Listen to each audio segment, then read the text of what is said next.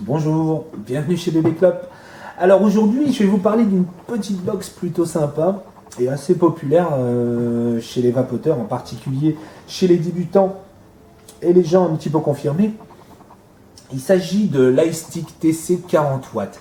Donc c'est une petite box qui peut, comme vous l'avez compris, monter jusqu'à 40 watts et qui fonctionne également, qui a la possibilité de fonctionner en contrôle de température. Alors, quand je dis qu'elle est assez populaire chez les débutants et chez les personnes confirmées, c'est qu'en fait, elle est accessible pour tout le monde. En fait, un débutant saura très bien s'en servir comme une personne qui a envie de changer, qui a envie d'évoluer un petit peu. En effet, cette box, plutôt sympa, 2600 mAh d'autonomie, chargement comme un téléphone portable, enfin comme toutes les box maintenant, par micro USB, un standard. Est assez évolutive, elle peut fonctionner de 1 à 40 watts, elle supporte une gamme, on va dire une gamme de résistance assez importante. Je crois qu'on est de l'ordre de 0,15 en contrôle de température, voire un petit peu moins, jusque 3 ohms. Elle a été revue, elle a été repensée par Ilif, donc ils ont corrigé quelques erreurs qui provenaient de l'iStick 20 et l'iStick 30 watts. Donc c'est un modèle assez sympa, il faut l'avouer. Donc on va la regarder rapidement. Hop, je vais vous montrer. 1, 2, 3, 4, 5, on l'allume. Ici, elle est déjà à 40 watts, forcément. Ils aiment bien montrer tout de suite qu'elle peut aller très loin, donc je vais descendre gentiment. Il n'y a pas grand chose à savoir, on monte, on descend en puissance, et le bouton du milieu, ça va être le contrôle de température, tout simplement.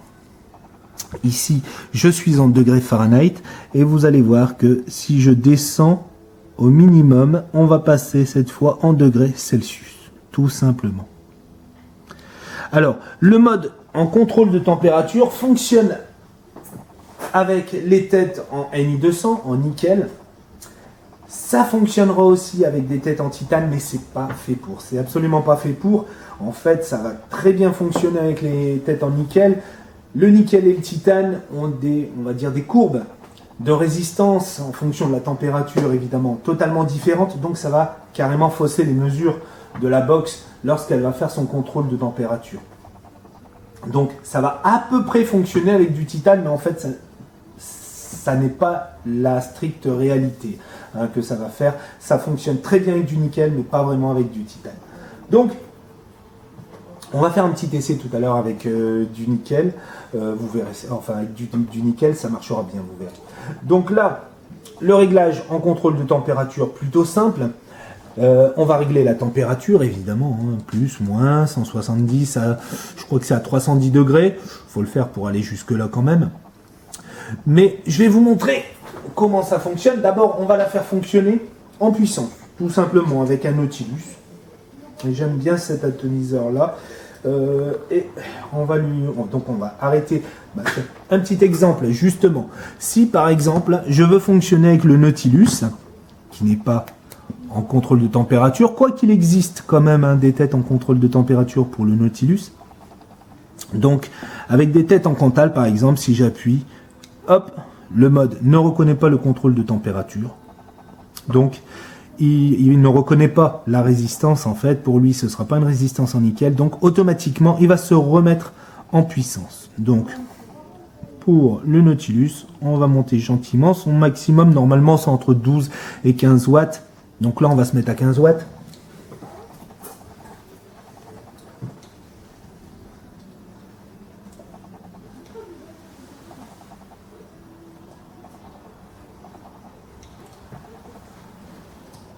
Il fonctionne plutôt bien. On va augmenter un petit peu la puissance.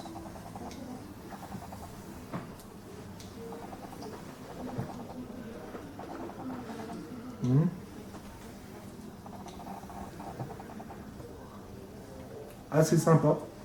En fait, là, je suis à 23 watts. Surtout, n'essayez pas de monter à 23 watts avec un Nautilus normal. Ça ne marchera pas. Je triche un peu. J'utilise des têtes en coton, en fait. Des têtes qui seront bientôt sur le site. Il n'y a pas de souci. J'étais justement en train de les tester et elles fonctionnent très bien. Je ne conseille pas de monter si haut, Mais ces têtes en coton fonctionnent très bien sur un Nautilus, donc petit aparté à propos de ça. Maintenant, on va tester le contrôle de température, donc avec le GS Tank. Donc le GS Tank, justement, il était conseillé par Elif pour fonctionner avec ce mode. Il est plutôt pas mal, esthétiquement, il est bien accordé. Là, je vais me mettre cette fois en contrôle de température. Donc j'appuie sur le bouton du milieu, c'est parti. Maintenant, je vais expliquer au mode que la résistance qu'il est en train de lire à cet instant correspond à une température, on va dire, à une température ambiante de 20 degrés, à peu près, évidemment. Il faut simplement donner au mode une référence pour qu'il puisse prendre un point de repère, en fait, pour mesurer par la suite la résistance et savoir à quelle température elle est. Donc là, j'appuie sur le bouton plus et le switch fire. C'est parti. Tchouk. Là, vous voyez que le petit cadenas est apparu. Maintenant, on va monter gentiment la température. On va se mettre à 210 degrés.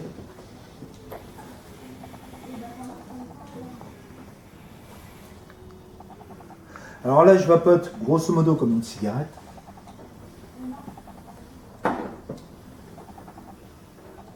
On pourrait à la limite vapoter comme en direct, comme une chicha. Là, c'est du 12 mg. Ça risque de me faire un petit peu mal à la gorge. Je vais essayer, mais ça fait un petit peu mal à la gorge quand même. Ça arrache le 12. On va monter un petit peu la température. Allez, zou. On va monter à 250 degrés.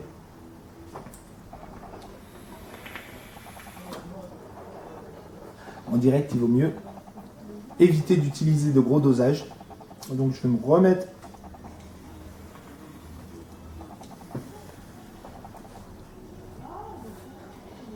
comme une cigarette. Là, je vais redescendre la température à 210 degrés pour vous montrer simplement comment ça fonctionne. Alors là, je vais appuyer sans aspirer. Et vous allez pouvoir voir que la température s'arrête automatiquement et il va gentiment réguler la température et s'arrêter au fur et à mesure qu'elle est trop grande. Donc il va réguler ça gentiment. C'est plutôt bien fait. Et quand je vais reprendre une bouffée, pas de goût de cramé, évidemment. Le contrôle de température sert surtout à ça, à éviter de brûler sa tête de remplacement. Alors, les gens demandent souvent quelle température il mesure. Évidemment, il va mesurer la température de la résistance au niveau de la tête de remplacement, la résistance qui vaporise le liquide. Elle ne dépassera pas la température donnée, 250 degrés par exemple, et elle vous permettra, on va dire, de garder vos coils un petit peu plus longtemps, ce qui ne veut pas dire que vous les garderez indéfiniment, il ne faut pas rêver.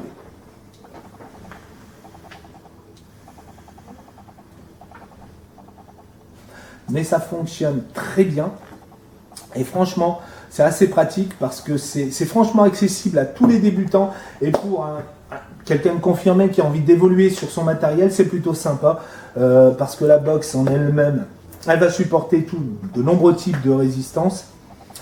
Son seul inconvénient à la limite, c'est le fait qu'elle ait un accu, donc une source d'énergie intégrée.